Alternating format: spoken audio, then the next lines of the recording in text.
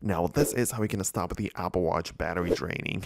So let's get into that. Let's begin with the a little bit more of basic side, where at first what you can do is that naturally click on the side button on the Apple Watch, tap on the battery percentage and turn on the low power mode, where similarly to the iPhone, you'll have the ability to preserve the battery at least for a while or as a temporary solution, and it should ensure that some background activities are like limited and stuff like that, so it should save the battery in the short term.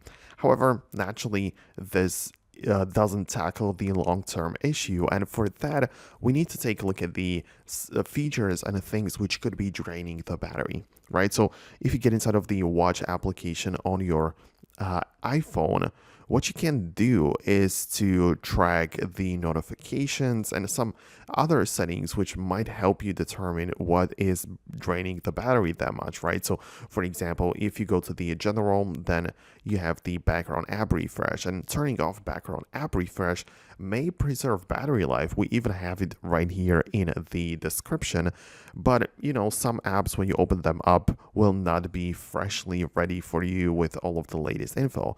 But as you can see, in my case, I might have like a lot of the apps turned on.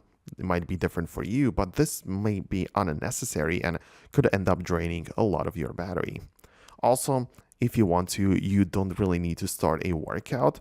For example, when I go for a walk, I have the ability to start an outdoor walk workout.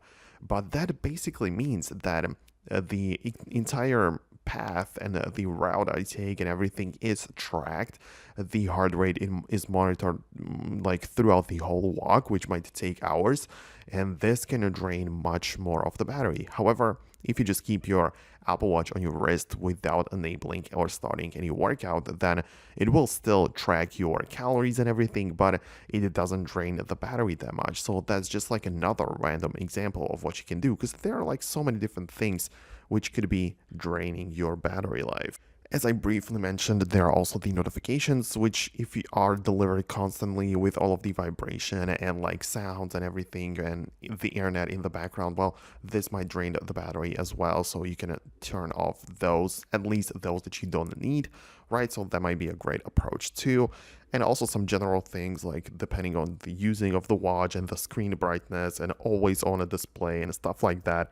If you lower that down, then you will probably notice a difference. But it's very important to say that a lot of times such like drastic battery draining is caused by a software issue, which can only be fixed by a software update. So I always recommend everyone to just check out if there is a new update available, because a lot of times it's even written in the description there that you essentially just save or the battery issues are fixed with that. So that's it. Thanks a lot for watching, and I'll see you in the next video in the future, but that is only if you subscribe, so do that and I'll see you in the next one.